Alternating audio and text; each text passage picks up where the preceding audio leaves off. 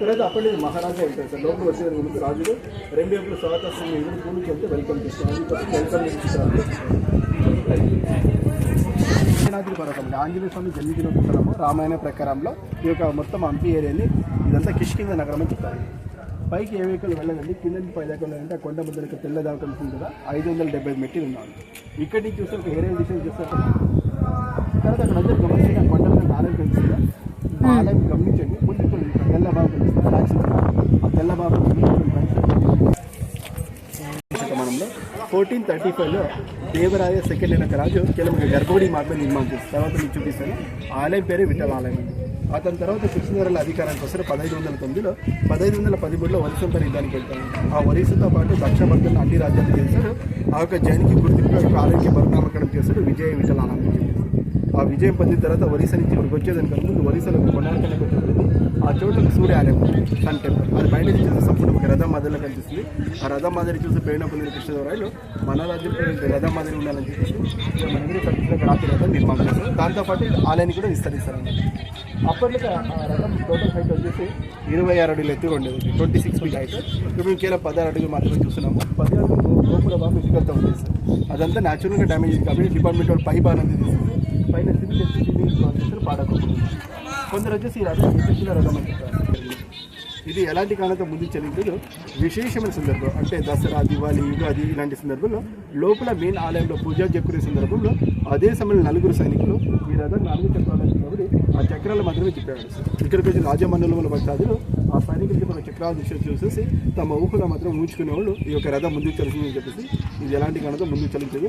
తర్వాత ఇలాంటి రథం మధ్యలో మన భారతదేశంలో 3 చోట్ల మాత్రం మనం చూస్తాం సార్. ఒకటి వచ్చేసి ఒరిస్సా సన్ టెంపుల్ కొనార్క్లో, రెండోది వచ్చేసి తమిళనాడు రాజ్యంలో మహాబలిపురం ఆలయం, మూడోది వచ్చేసి మన హంపిలోకి రాజేస్తాం. అందుకన్నా మోస్ట్ బ్యూటిఫుల్గా కనబడే హంపిలోకి రథము.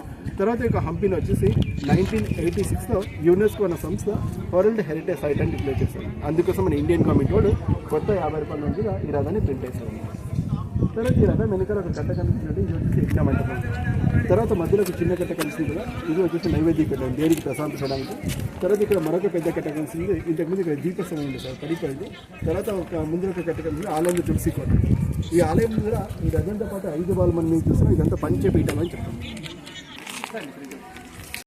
తర్వాత థిక్నెస్ అయితే బయటికి రాకుండా ఒక బ్రేకింగ్ సిస్టంలో ఉంది. తర్వాత బయట చూడండి ఇక్కడ రంగులు కనిపిస్తుంది రథం బయట వల్ల రెడ్ అండ్ గ్రీన్. ఇదంతా హర్బల్ పెయింటింగ్స్ అండి. ఇంతకుముందు ఇదంతా కలర్ఫుల్ రథం సంభాషణ లేకుండా చెడిపోయింది. ఎక్కడ నేరుగా ఎండ ఉన్న వర్షం కూడా అక్కడ మాత్రం మిగిలిపోయింది. ఇక్కడ ఒక వాహనం గరుడ మూర్తి లోపల ఆలయం చూస్తే ఫేస్ టు ఫేస్ కలిసి లోపలికి వెళ్ళిన తర్వాత మరొక తిరిగి ఓకే. కొంచెం మంది రీటైల్ తిరుగుకోండి. సంగీత మంటపం. ఈ యొక్క సంగీత మంటపాన్ని రాజా కృష్ణదేవరాయలు నిర్మాణం చేశారు. వాళ్ళకి ముఖ్యంగా 2 భార్యలు. చిన్నాదేవి మరి చిన్నాదేవి ఒక ఫేమస్ డాన్సర్ అండి. ఆమె నృత్యం చేయడానికి కోసం ఇక మంటపాన్ని నిర్మాణం చేశారు. ఈ మంటపంలో పెద్ద పెద్ద స్తంభాలు 56 ఉన్నాయి. ప్రతి స్తంభంలో చిన్న చిన్న స్తంభాలు కనిపిస్తున్నాయి కదా. ఇప్పట్లో సారీగామ మోగే స్తంభాలు ఇవ్వండి. ఇప్పట్లో ఒక మ్యూజిషియన్స్ ఒక డ్రమ్స్ మంచి చిన్న చిన్న కర్రలతో వాయించారు కదా, అలాగే అప్పట్లో చిన్న చిన్న గంధం కర్రలతో ఒక్కొక్క ఎక్స్పర్ట్ మ్యూజిషియన్ ఒక్కొక్క స్తంభం నిలబడి ఆ చిన్న పిల్లల పైన వాయించేవారు. 56 జనం ఒకే తిరిగి వాయించినప్పుడు ఆ వాయించే శబ్దం వచ్చి 100 మీటర్ కన్నా ఎక్కువ దూరం వినిపించింది. ఆ ఒక శబ్దానికి అనుగుణంగా రాని చిన్న మధ్య నృత్యం చేస్తూ ఉంటే సామాన్య ప్రజలు నృత్యాల దృశ్యాలు చూడకూడదు ఉండాలని చెప్పేసి దీనంతా పరదాలు వేసి కప్పాడు సార్. ఎలాగంటే ఇక్కడ ప్రతి పైభాగంలో కార్నర్లో చూడండి స్టోన్ హుక్స్ కనిపిస్తున్నవి.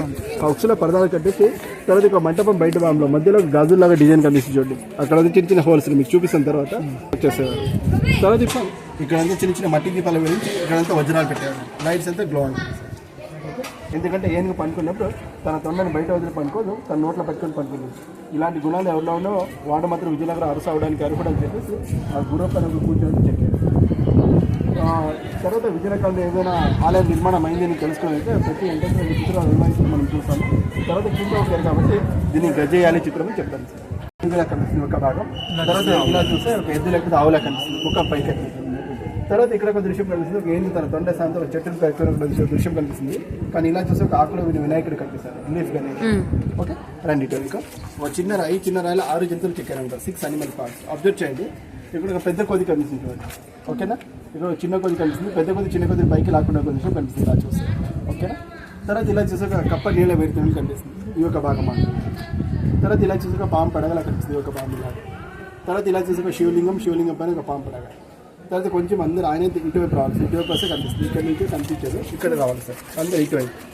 కొంచెం ఇటువైపు రావాలి. మనం అక్కడ ఉంటే కనిపించింది, ఇటువైపు వస్తే కనిపిస్తుంది. ఏదో అందుకున్నట్టు కనిపిస్తుంది. ఇక్కడ రావాలి సార్. ఇక్కడ నుంచి చూస్తే ఒక లంకకి వెళ్తున్న ఒక ఆంజనేయులా కనిపిస్తుంది సార్, ఫ్లయింగ్ అనమాట. ఇది ఒక కాలు, ఇది మరొక కాలు, తోక, దేహం, చెయ్యిలో చూస్తే ఫ్లయింగ్.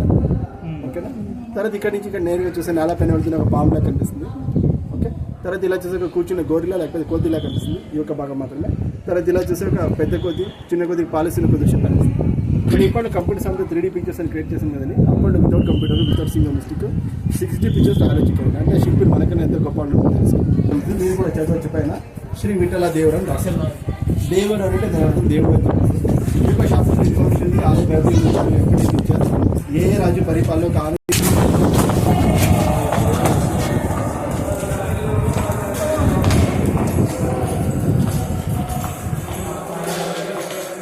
అంతా ఎక్స్టెండ్ చేస్తే మరణామకరణం చేశారు విజయ విఠలాలయం. తర్వాత ఇది జయమూర్తి. ఇక్కడ జయమూర్తి వీరుకొని ఉంది. ఇక్కడ మరొక విషయం తీసుకుని చుట్టూగా నిలబెట్టారు.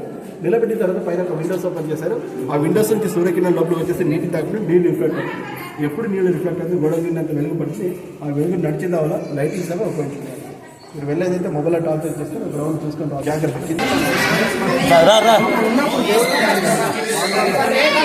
జై విఠల విఠల పాండురంగ విఠల విఠల.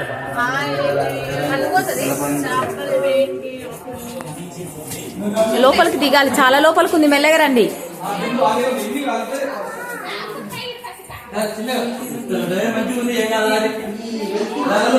వస్తున్నా పా.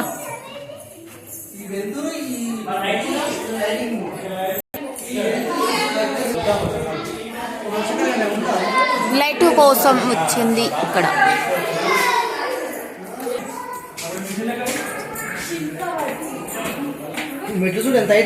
అవును బాబా, ఎక్కడం దిగడం చాలా కష్టం ఉంది. నేను చూసిన మస్తు సార్లు. ఒక నిమిషం గుణగల్ కాడ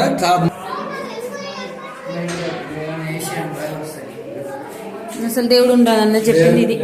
ఆహా, పెట్టాలనుకున్నది ఇక్కడ కాదు ఇలా వజ్రాలు సుదర్శన చక్రం కాదు, శ్రీచక్రం కూడా కాదు. అది కాదు బావా, శ్రీచక్రం ఉట్టి ఫ్లవరే అది.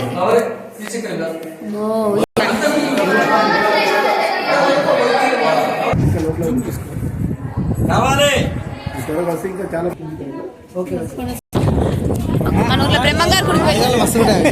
అవును బావా, బ్రహ్మంగారు గుడి ఇదే పెడతారు మా ఊర్లో. గన్నేరు చెట్టు కొంచెం దేవగన్నేరు కూడా చెప్తారు. ఇక్కడ 1856లో అలెగ్జాండర్ జాన్ గ్రీన్ అనే ఒక దేశీయుడు వస్తారు. అతను హంపి స్మారకాన్ని ఫోటోగ్రఫీ చేశారు. అతను ఫోటోగ్రఫీ చేస్తున్నందుకు చాలా చిన్న చెట్టు. అప్పటి నుంచి ఇక్కడ దగ్గర కట్టితే 168 సంవత్సరాలు దీనికి ఉంది. ఇప్పటికే జీవంతంగా ఉంది. కారణం ఏంటంటే ఈ ఆలయం వెనుకలో ఒక నది పారుతుంది, తుంగభద్ర అని. ఆ నది మీద దిగుకొని ఇప్పటికే జీవంతంగా ఉంది. తర్వాత ఇక్కడ చాలా తెలుగు మూవీ షూట్ చేశారు, మంచి మనిషి. తర్వాత ఇది మరొక ఇంట్రెస్ట్. 1500 సంవత్సరాల బిల్వ గన్నేరు చెట్టు. ఇక్కడ ఫస్ట్ నుంచి మంగోలియా, చీనా, పోర్చుగీస్, అరేబియా, మన ఫ్రెంచ్ దేశం నుంచి వచ్చేవాళ్ళని వాళ్ళు వేసుకున్న బట్టలు మన ముఖాలు కూడా డిఫరెంట్గా ఉన్నవి. ఆ గుర్రాలని తీసుకునే ముందు పరీక్షించవాలి సార్. ఎలాగని మరొక ఇక్కడ ఒక చిత్రం చేయాలి. కొంచెం ముందుకు రావాలి. ఇక్కడ చూడండి, ఒక సైనికుడు గుర్రంలో వచ్చి పళ్ళని చెక్ చేస్తున్నాడు కేసు కన్ఫర్మ్ చేసుకోవడానికి. ఒక సైనికుడు డ్రైవ్ చేసి వస్తుంది ఎంత స్ట్రాంగ్గా ఉందో చేసుకోవడానికి. ఒక సైనికుడు తోకంట చేస్తున్న ఎంత షాప్గా ఉందో చేసుకోవడానికి. తర్వాత ఒక రేటు ఫిక్స్ చేస్తే వస్తువుల మార్పులను పట్టుకెళ్ళాలి బాటో సిస్టమ్. తర్వాత అప్పటికి ఆలయ నిర్మాణ పూర్వంలో ఇలాంటి ఒక మోడల్ రెడీ చేసుకున్నాను సార్. ఈ యొక్క టెంపుల్ ఒక బ్లూ ప్రింట్. తర్వాత పెద్దగా ఆలయాన్ని నిర్మాణం చేశారు. ఈ ఆలయం చుట్టూ 10 మోడల్ చేసుకున్నారు. ఒక్కొక్క మోడల్లో విష్ణుడు దశాయుధులు ఒకటి చెక్కారు. ఇక్కడ మనం చూడొచ్చు, ఒక రాముడి చిత్రం ఉంది కాబట్టి ఇది ఒక విష్ణుడి ఆలయం అని చెప్పేసి మనం ఈజీగా కనిపెట్టాం. తర్వాత ఇక్కడ లోపల చూడండి సార్, ఎర్ర బొమ్మలు కనిపిస్తున్నాయి. ఆ బొమ్మ చేతిలో మ్యూజికల్ ఇన్స్ట్రుమెంట్స్ పెట్టాలన్నమాట. ఆ బొమ్మ చేతిలో ఏదైతే మ్యూజికల్ ఇన్స్ట్రుమెంట్స్ ఉందో ఆ స్తంభంలో చిన్న పిల్లలు దానిపైన మనం వేలతో ఒక మెథడ్లో వాయిస్తే ఇప్పటిలో కూడా అలాగే శబ్దం వస్తుంది. కానీ నాట్ ఉంది.